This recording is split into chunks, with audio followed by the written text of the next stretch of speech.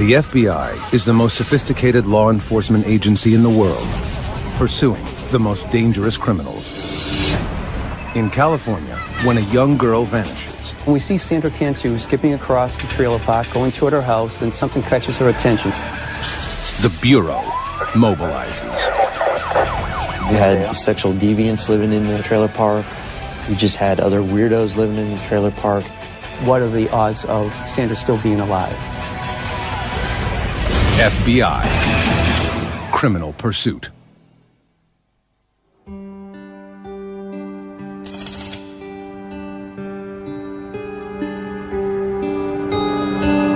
March 27th, 2009. In the blue-collar town of Tracy, California, 8-year-old Sandra Cantu heads home after school. The second grader makes her usual afternoon rounds, knocking on doors and looking for playmates in her mobile home park. I'll let her know you came by, okay? All right, all right. There's only 100 people that live here, so it's a very close-knit community. All the residents here knew each other and pretty much trusted each other.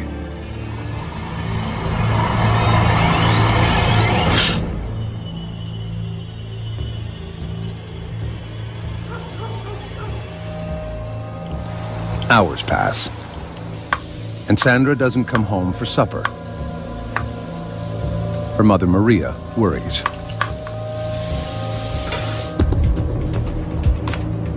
She begins calling her daughter's friends. Hi, Kathleen, this is Maria. Have you seen Sandra? No one has seen Sandra for hours. Okay. Maria always told the kids not to go outside the trailer park, and the kids never did. So when she went looking for her and couldn't find her, she knew something was wrong. Just before 8 p.m., Maria calls the Tracy Police Department. Tracy, please. Well, I have a missing daughter. Okay, how old is she? She's 8. When's the last time you saw her? Oh, it was about 3. She told me she was going over to this one girl to play, and she hasn't been home. And I went looking all over. There's a 72% chance of finding a missing child in the first several hours. After that, every hour that passes, it drops off. It's a statistic Tracy's new police chief, Janet Thiessen, can't stop thinking about. Though she's been with Tracy PD for less than 2 months, the chief is a veteran of law enforcement, and she's afraid for Sandra's life. Statistics tell us if a child has actually been abducted, whether it's a known person or unknown, the likelihood that that child will be murdered is most often going to happen within those first 3 hours. The police get a detailed description of Sandra and what she was wearing. They learn that Sandra lives with her mother, grandparents, and 3 older siblings. Everyone was home that afternoon, but no one saw Sandra playing outside. There was just one witness, a surveillance camera Sandra's grandfather had installed outside the family home to prevent vandalism. The lens captured Sandra's movements at 4 p.m., right before she vanished. Sandra had the little Hello Kitty pink t-shirt on, looked like black leggings. This was the last that we knew she was in the mobile home park. So that was pretty important for us. It really helped us lock down that time frame. Investigators learned that Sandra's divorced parents are undergoing a support payment battle. Could Sandra's father have taken her? Dad had been out of the picture since Sandra was a young girl. We were able to verify that her biological father was not in Tracy at the time that she went missing. Sandra's father is quickly ruled out as a person of interest. Hours have passed since Sandra disappeared, but there is no sign of the little girl. It's the worst thing imaginable. You have this horrible feeling in your gut that something's terribly wrong, and you don't know what it is. Maybe she's lost, facing some hypothermia. We may have a child who's dehydrated, who's very hungry. If she hadn't found shelter somewhere and wasn't someplace safe, then this was not a good situation for her. A mother of two, Chief Thiessen empathizes with the family's growing anxiety. It's just heart-wrenching, and we have a job to do. We have to move forward through it.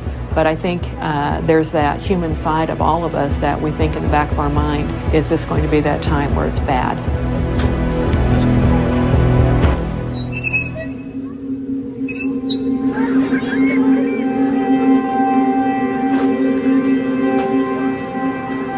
As dawn breaks, volunteers canvass the neighborhood, desperately searching for Sandra. We had a helicopter unit out. We were using a FLIR unit to check for heat sensors in the area that we were flying over. We also were going door to door, asking people in the area, checking with some of the businesses, had they seen this little girl? We were coming up with nothing. Sandra, it just seemed, had literally disappeared. With no known suspect or vehicle description, Tracy police are stumped. They issue an urgent bulletin on a missing child, which alerts the FBI's Child Abduction Rapid Deployment Unit, or CARD. Comprised of the world's leading experts on child abduction, the CARD unit can mobilize anywhere in the country within 4 hours. Team leader, Special Agent Joseph Brine, and his colleagues rush to Tracy as soon as they get the alert. When we first responded to the Tracy Police Department, one of the first things they asked is, what are the odds of Sandra still being alive? Statistically speaking, 97% of the children who are abducted at this point in time have been murdered. But it's our job to focus both the FBI and the Tracy Police Department on that 3%, because there's a chance that she is alive. For the first time in his 15-year career, Special Agent Brine gets a first-hand look at what is at stake in the video of Sandra's last known moments. To see Sandra was something, as an FBI agent, you don't see on a regular basis.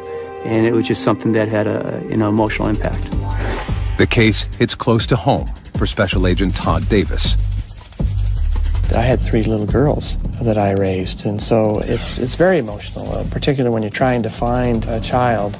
You get very focused on that, and you forget to eat. You don't sleep when you go home. You can't get that out of your head. The FBI's first priority is questioning all the residents inside the neighborhood. They quickly realize that Sandra's popularity makes everyone a suspect. So, how was your day? Good. She talked with everybody. She always asked if she can help with the yard or help cooking. She liked to cook. Sandra was very friendly. She had a way to just capture your heart, and she had a beautiful smile. She was always smiling. Like most of the children here, Sandra was allowed to roam free, and everyone opened their doors to the little brunette with a quick smile. The kids just would go out and play all together, and it's a small place, so we just knew that she'd be safe. Every little detail sometimes will reveal some kind of pattern, some kind of activity that may lead to a significant turn in the case. Sandra was in just about every trailer, and she knew just about everybody. So it made our job a little bit more difficult because every trailer was now in play for us to investigate. Roadblocks are put in place around the area, and all vehicles searched. Investigators have no solid leads until they get a tip from a concerned neighbor, the mother of Sandra's best friend. The neighbor sends a text message to Sandra's mother that a large suitcase was stolen from her driveway around the same time Sandra went missing. It could be an unrelated incident, but investigators are concerned. The neighborhood borders the 205 freeway, which connects the Bay Area to the town of Tracy. It would have been very easy for someone to come into this area, drive a couple blocks, see this little girl, and pick her up. If in fact it was a stranger abduction in that type of a scenario, would we ever be able to get any information? The FBI speculates about who Sandra's abductor might be. Our behavioral analyst unit told us that we should be looking at predominantly male individuals who knew Sandra, who resided in the trailer park. So we started to look at individuals who had contact with Sandra over the past couple of years, adult males in particular. But at this point, their profile is hypothetical and only based on statistics. In this case, we don't have a crime scene, and without a crime scene, there really is insufficient information that we can use to form a profile about what might have happened. There's one other thing the FBI profilers know is likely: that Sandra's abductor knows her well and is someone close to home. For the most part, we remain fixated on the idea that an offender is going to be familiar with the victim or the victim's neighborhood in some way. Tracy Police Detective Tim Bauer is on the investigative team. He's been to the trailer park on other cases and recognizes Sandra's family. Like everyone else, he can't rest until the girl is found. And this is the type of case that you could not think about even when you're not at work. And you want to be here 24 hours a day yourself looking for the child that's missing. The FBI works with the Tracy PD to quickly put together an emergency operations center. We utilized about 65 FBI agents and about 26 detectives from Tracy PD. You'd have a whole row of people that were managing the tips as they came in off 3 different computers.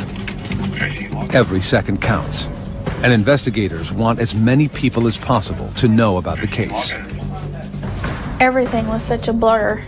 We had been talking to the media to try and get her picture out there so people were aware of her in case they saw her. We wanted our little girl home. No resources spared, as searchers use helicopters with thermal imaging, dive teams, cadaver dogs, and volunteer foot patrols. 2 of the largest searches for a missing person that have ever been done in Northern California's history. We had approximately 250 people out searching for Sandra. A lot of the police officers told us that it was like they were searching for their own daughter. Sandra became Tracy's daughter. Everyone's hopes sink when a search team at the town dump unearths a pink shirt, exactly like the one Sandra was wearing. Investigators approach her family with solemn news of their discovery. After talking with the family again, we were able to figure out that it was not the right size. It was almost that sigh of relief. Okay, we still are operating on the belief that we are looking for Sandra being alive. If Sandra is still alive, investigators know that time isn't on their side. On video. They pore over the last known images of her, searching for the smallest clue. She looks like she's coming towards home, then all of a sudden she turns her head to the right and heads off in a different direction from where she was coming. I probably looked at it 40, 50 times, trying to figure out what else might have happened that caught her attention. Nothing more is seen on the tape until a neighbor drives by 8 minutes later. A canine unit can only track Sandra's scent for a couple of yards. We had some dogs track her scent down this street. So we know, of course, she traveled to the end of the street up to that corner. And that's the last scent that we were able to pick up at that point. Investigators interview anyone in the neighborhood who is a registered sex offender or has a criminal record. The list of persons of interest is shockingly long. Sunday. You had sexual deviants living in the trailer park, people on probation, parole living in the trailer park. You just had other weirdos living in the trailer park. In this particular situation, we try to emphasize that even though you are looking at registered sex offenders, that statistically speaking, only about 2% are going to be registered sex offenders. Doesn't mean they're not preferential sex offenders. It just means that we haven't caught them the first time and they don't have an arrest record.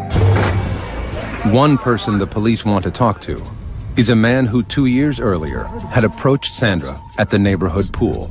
This gentleman had brushed Sandra's hair off of her face and kissed her on the lips in the pool. Made us worry. The man admits to the kiss, telling investigators it was harmless affection He has no prior criminal record, but makes a disturbing confession.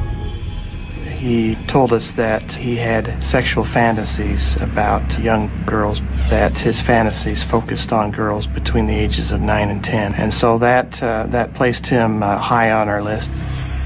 But the man isn't the only suspicious person in the park.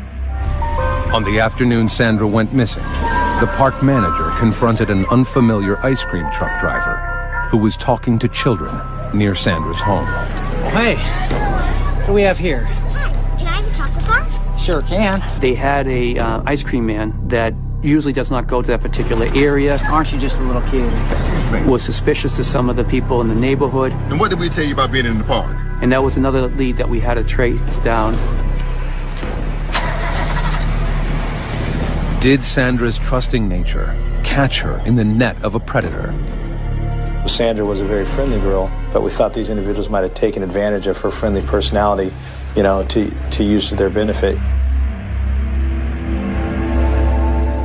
As night falls, there are no solid leads. The town of Tracy gathers for a candlelight vigil. The community showed so much love and support. They left stuffed animals, hundreds and hundreds of stuffed animals they left as a memorial to her. And it was cold. It was so cold. And we just knew that she didn't have any jacket on because it was warmer during the day, but it was so cold at night. And we were just so worried about her. Investigators are there too, lending support and looking for suspects.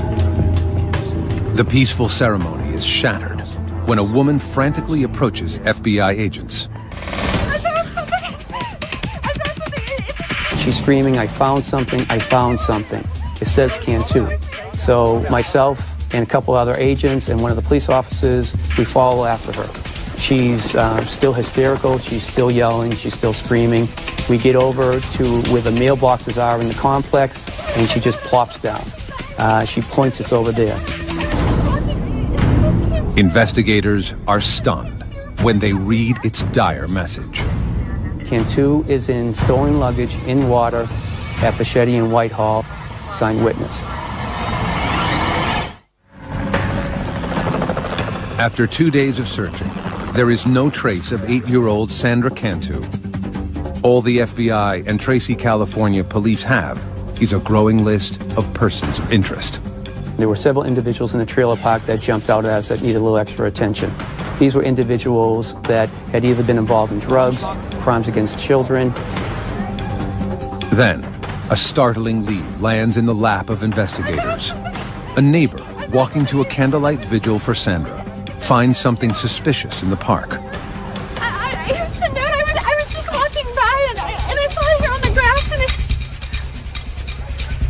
Investigators gather the note, which has a chilling message. The note said, Cantu is in stolen luggage in water at Pachetti and Whitehall, signed witness. San Joaquin County Deputy District Attorney Thomas Testa is suspicious. And what's so interesting about this note is it almost looks like there are deliberate misspellings. I mean, a very simple word, on, is misspelled. And an FBI expert looked at it and gave an opinion that it looked like someone was camouflaging their writing, hiding their true writing. Is the note true? Or is someone trying to throw the police off track? Investigators can't take that chance. At daybreak, agents immediately order a search of the ponds near the address, 2.5 miles from the trailer park. The intersection borders a river and a dairy farm, and there are several settlement ponds for cattle manure runoff. Investigators aren't sure where to look. In the settling ponds, it makes it extremely difficult to search because of the sewage that had flowed into those settling ponds from the dairy. It makes it impossible for divers to locate anything. Investigators have no idea whether Sandra's body is in the pond. They have a lot of questions and turn to the note's messenger for help. 28-year-old Melissa Huckabee is the same neighbor who reported a suitcase stolen from her driveway the day Sandra went missing. When the agents interviewed Melissa at her trailer, she told them she was especially alarmed when she saw the note referencing that the child had been placed in the suitcase because she said her suitcase was large enough to fit a child in. A friend of the family, Melissa is a single mother raising a 5-year-old in the home of her aging grandparents. Her daughter is Sandra's best friend. Her daughter played with Sandra, and her family was church-going people. Her grandfather was the pastor at the church around the corner. And she was a school teacher there. So as a family, we felt safe having her there. But the agents are suspicious about Melissa's involvement and dig further. Why she was not statistically, the person that we profile for this type of investigation, the fact that she had injected herself into this investigation, the fact that her story was not very credible was a concern for us. Melissa has a partial alibi. At the time Sandra disappeared, Melissa was alone at her grandfather's church decorating her Sunday school room. Phone records prove she placed a call from the church to the trailer park manager around the time Sandra went missing.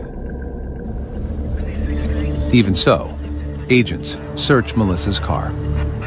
We found a blue self-sticking note, and when we retrieved that note, looked at it more carefully, we noticed that there was some scribbled handwriting. Closer inspection of the note reveals something suspicious.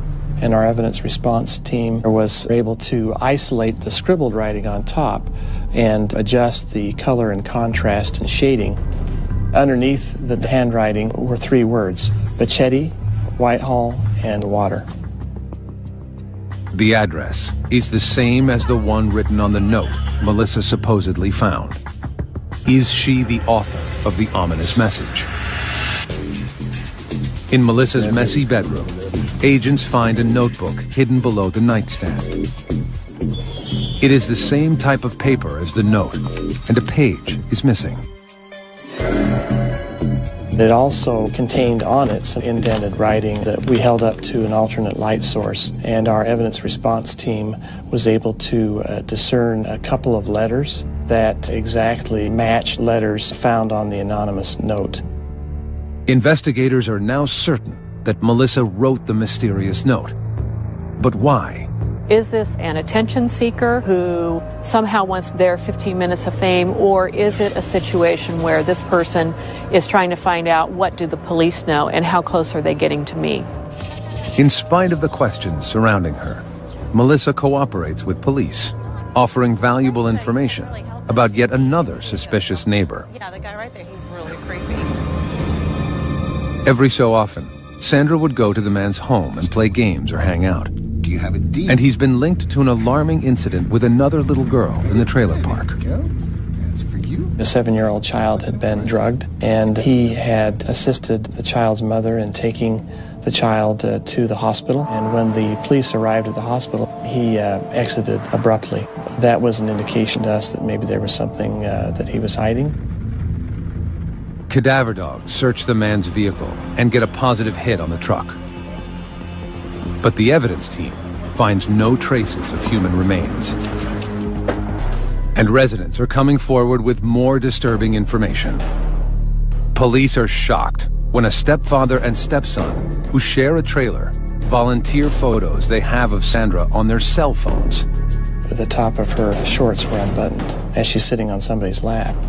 And the fact, of course, that they admitted that she was in their bedroom frequently was of concern to us as well. A search of their home uncovers a computer with questionable images of children and a stuffed animal used for masturbation. But the 2 men have no criminal history of offenses against children. By now, it's been a week since Sandra disappeared, and her once idyllic neighborhood has turned into a land of horror. FBI agents and the Tracy PD work around the clock, chasing down leads. Every hour that ticks off, You feel that stress and that tension. I really literally had to order people to go home. Every second that we're sleeping and that we're not working the case, maybe that's that moment in time that if somebody was doing something on the case, that we still had that opportunity to find Sandra and to find her safe. Investigators need to narrow their list in hopes of finding a suspect. They decide to administer polygraph tests. They start with the man who had kissed Sandra at the local pool. He passes. His alibi also pans out. He is not charged. The suspicious neighbor also passes a polygraph test, but has no solid alibi for the block of time. Investigators learn he is a close friend of the man who kissed Sandra. Could the two have worked together? The stepfather and stepson, who were found with questionable photos of children, are also given polygraphs. The results are disturbing. Each of these individuals failed the polygraph on the question of whether they had anything to do with her disappearance. But as authorities begin to move on their leads, they make a tragic discovery. The suitcase surfaces.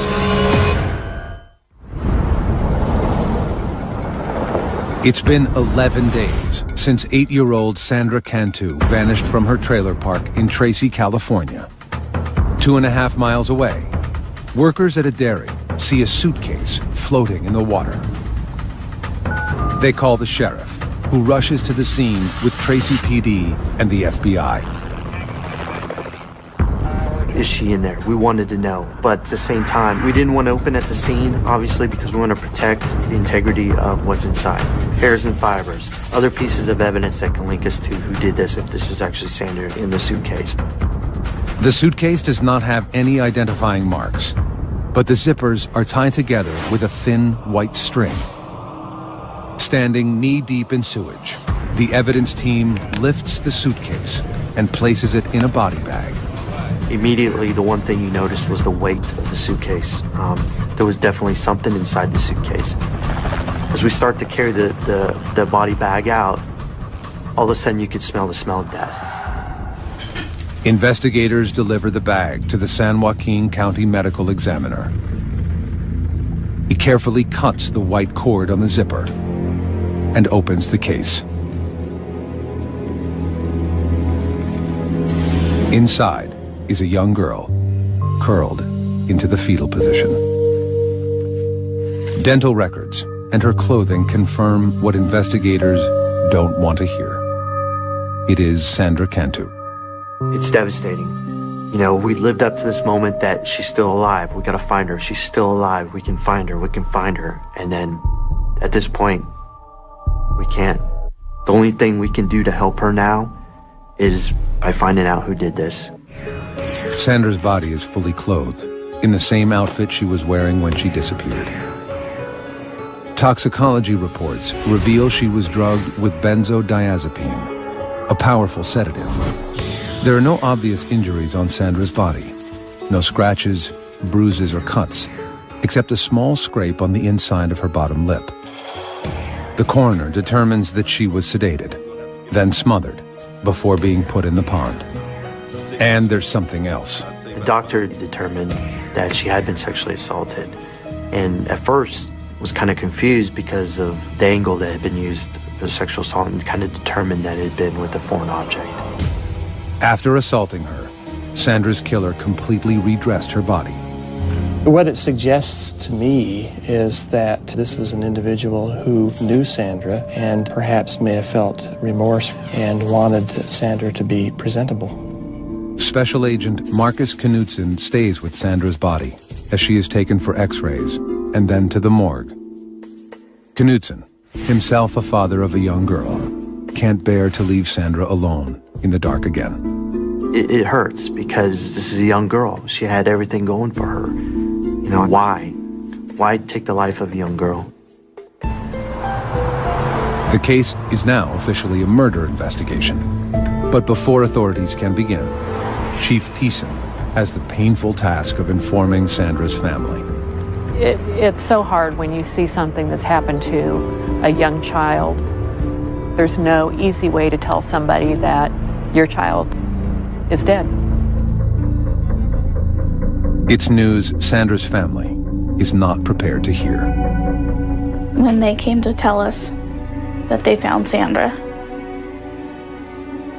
the most primal screams that you can imagine, and wailing and disbelief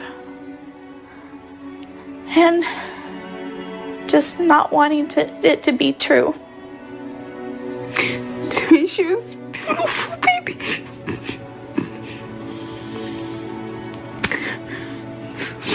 She was my beautiful little girl.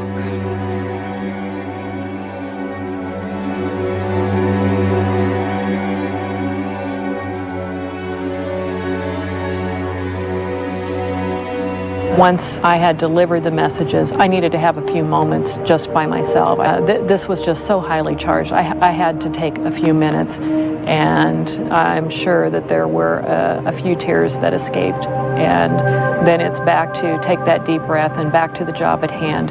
Now we had a killer to find. Authorities know the killer is on the loose and could strike again. And the messenger of the note, Melissa Huckabee, is now their prime suspect. Now that we found the body described in the note and the type of suitcase matched the suitcase that had been supposedly stolen from Melissa's trailer on that day, that certainly pointed in her direction. Investigators want to polygraph Melissa, but they can't. Melissa is in the hospital after attempting suicide by swallowing razor blades. Agents don't know what to make of her erratic behavior, but they do know that something is up. The signs of swallowing the razor blades, the note, I don't know if it was guilt or just wanting to get attention, but she wanted someone to come talk to her about Sandra Cantu by all of her acts that she did. Investigators begin gathering evidence against Melissa Huckabee. They question her family and learn that Melissa has a dark side. 3 months earlier, she pled no contest to petty theft charges for stealing from a department store. 2 years before that, in her prior home in La Palma, California, there were 2 mysterious arson fires. Though Melissa was a person of interest, charges had not been filed.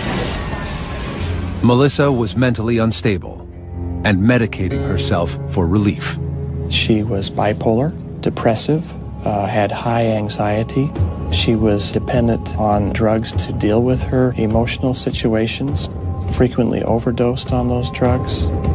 Only 3 months before Sandra vanished, a parent in the trailer park accused Huckabee of taking her child to a local park without permission.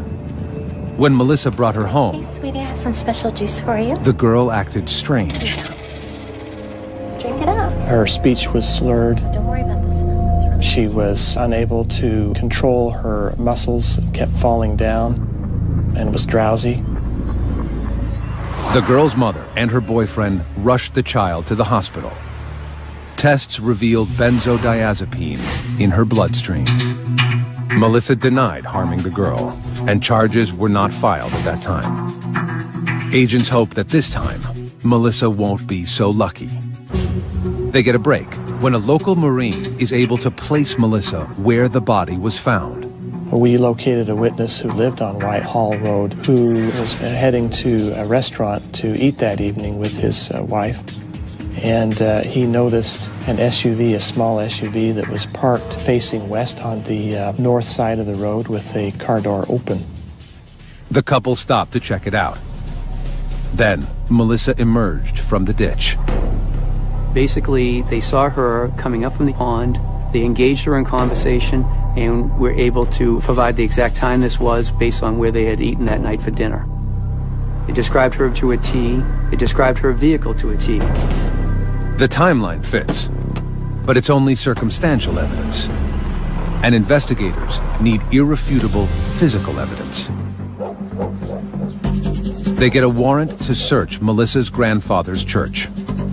We conducted a search of the church looking for any cordage that would match the description of the cordage we found on the suitcase. and we found a blind in the Sunday school room used by Melissa that had been cut and retied.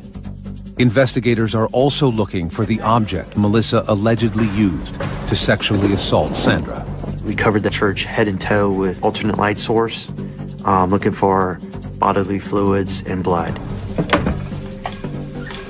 In the kitchen, they find a bent rolling pin. And the rolling pin had one side that had a red smudge on it. So they collected it with gloves, of course, put it in a bag, and tried to find fingerprints on it, and collected that smudge. Now, agents have to wait for the crime lab to do its work. They want the case to be rock solid before they make an arrest. They won't have that luxury.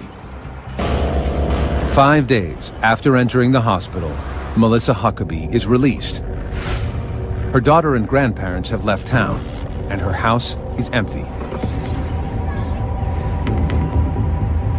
Police wiretap Melissa's phone. The next day, they hear a phone call that stops them in their tracks. She asked for Sandra's sister to come down and play with her daughter. Hey, Maria. Yeah, I was wondering if your daughter could come over and play with Mike. Clearly, the concern for the Tracy Police Department and the FBI was that Melissa Huckabee was now asking this girl to come down so she could kill this young girl, just like she had killed Sandra.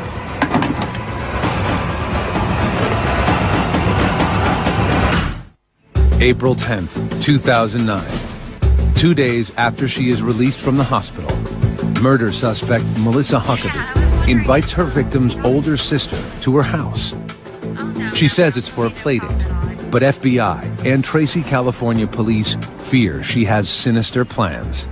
Here we go again. She's going to try to pull this off again because in her mind at this point she believes she got away with it. Unaware that Melissa is suspected of murdering their daughter, Sandra's family is about to send her sister over to play. My boss says, hey, get over there right now, drive as fast as you can and get there, and right before you get there, shut your lights down and get in there and then just walk up like everything's cool and knock on the door and make sure we don't got another little kid in there. Detective Bauer races to Melissa's house, fearing the worst. When we get over there, we knock on the door, and when Melissa answered the door, there's a neighbor's daughter in there who our surveillance units thought might be Sandra's older sister, but, you know, fortunately it wasn't. Trying to act casual, he convinces Melissa to come down to the station for a formal statement. I mean, you can look at this as like a game of cat and mouse. We let her believe that she was winning the early rounds, but we knew the ultimate goal for us was to, one, get a confession out of her, but two, to get her to understand that we knew and we had evidence to show that she was solely responsible for Sandra's death and assault. In the interview room, Detective Bauer confronts her with proof that she forged the note about the suitcase. We took a normal, 3-inch blue sticky note and we blew it up on graph paper the size of this wall right here. And it had the 3 words on it that were scribbled out, Pachetti Whitehall Water. And the person wrote this note and had to be the only person that knew where Sandra was. Melissa denies everything. After 5 hours, Detective Bauer confronts Melissa with the evidence that cracks her lies wide open. Between 5:30 and 5:40, 2 people saw your car stopped on Whitehall Road. They saw you come from out of the bushes on Whitehall Road, and someone asked you what? When I was okay, and I said I was going to the bathroom.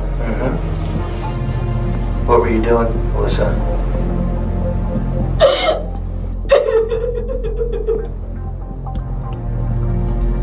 It was an accident. I told you it was an accident. I know it was. Accidents happen. Kill her. Just die.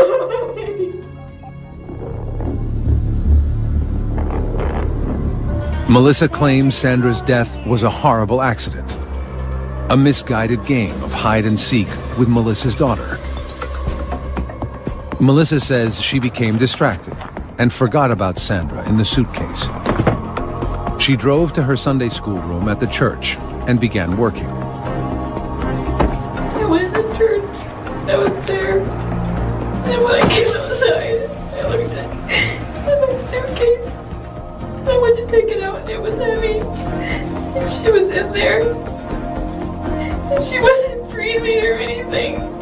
What did she look like? She looked pale. I thought that I killed her. Huh?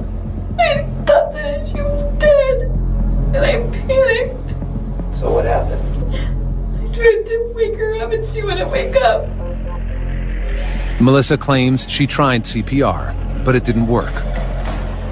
She zipped the girl back into the suitcase and decided to hide the body in the pond. Dead and I killed her. I didn't want anybody to think that I had killed her. But I didn't know what else to do. Melissa denies sexually assaulting the little girl, but her partial confession is enough for Tracy PD to arrest her for the murder of Sandra Cantu. Investigators tell Sandra's family the stunning news. We felt very betrayed to know that it was Sandra's friend's mother who did this. Forensic tests on the evidence from Huckabee's home and the church confirm what investigators already know, that Sandra's death was no accident. Reports reveal that the metal rolling pin in the church kitchen contains traces of Sandra's DNA. Sandra had never been in that church, so her DNA should not have been on that. So it was a real powerful piece of evidence. The cord from the blinds in the church are compared to the string on the suitcase. The laboratory came back with a report indicating that that cordage was the same size, color, dimension, and substance as the cordage found on the suitcase. Analysis of Melissa's home computer suggests that Sandra Cantu's murder was coldly premeditated. We found an article detailing the murder of a child, and that child had been murdered by her grandfather and placed in a suitcase, and the suitcase had been thrown in a river. Based on the evidence in this investigation, it appears that this was premeditated, and it was a sad opportunity that presented itself, and she took advantage of it. The forensic evidence is the final piece of the puzzle. Authorities use it to construct a timeline of what happened to Sandra, beginning with the surveillance tape. At 4 p.m., Sandra walked off screen in the direction of Melissa's home. Sandra, come on over here with me. Come here. Come on. You want to help me decorate the church? Sure. Okay, come on, let's get in.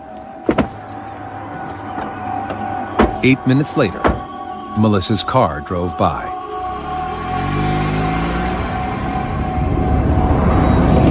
After driving Sandra to the church, Melissa gave her a drink laced with benzodiazepine. Almost got it ready. Thanks.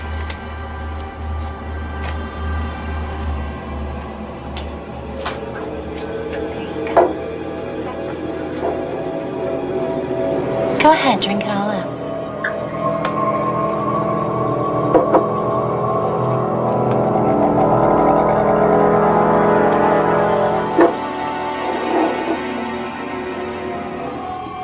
When the girl was unconscious, Melissa made her move.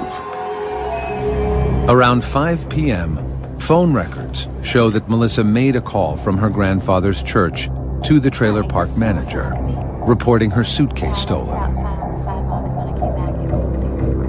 She started thinking of needing to cover her tracks by making sure she reports the suitcase that has Sandra's body was stolen. So if the suitcase is found, she could claim, well, someone stole it and someone else must have put the body in it. Then, shortly before 6 p.m., the eyewitness saw Melissa near the pond. Hey, how you doing? What you doing now? Sandra Cantu was dead before her mother ever called 911. May 10th, 2010. Faced with overwhelming evidence, Melissa Huckabee takes a plea deal and admits guilt in the kidnapping and murder of Sandra Cantu. All other charges are dropped, including charges of drugging and rape. And I think that's a testament to the strength of the case and to the credit of the detectives and the FBI, is that she probably thought there was no way out. She probably would have been given the death penalty had the case gone to trial. Melissa is now serving life in prison without parole.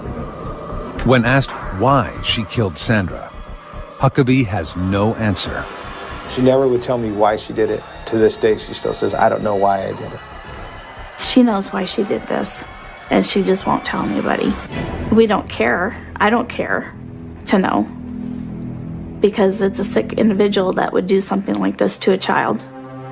We view Melissa as a monster. Monster. Female child killers are rare, with less than 10% of murders attributed to women. If a female, as an offender, is engaging in some type of sexual assault on a victim, there might be an emotional aspect that comes into play as well. And we could be talking anger or rage or revenge or some other negative emotional state. Authorities speculate Melissa Huckabee may have killed out of jealousy that Sandra was stealing her own daughter's affections away, or out of a need for attention and praise. I still cannot understand why I did what I did. She created the emergency, and she was going to be the one to solve the emergency. She would be the hero. She would get all this attention. She'd be the star, and she'd be on these TV shows, and Oprah would come and talk to her. So there is that theory that this was just a cry for attention. Sandra Cantu may have walked off camera, but she will never walk out of the hearts of those who caught her killer. It's a tragedy that someone so little, so cute, had her whole life before, would lose her life. She didn't put herself in harm's way. Evil came and sought her out, and that's a clear tragedy. Our team is still going to hurt over the death of Sandra. You know, you take somebody in the community that you think is, you know, a good person or respected, and they turn out to be like Melissa Huckabee. Yeah, it's hard. It's hard because it could be anybody.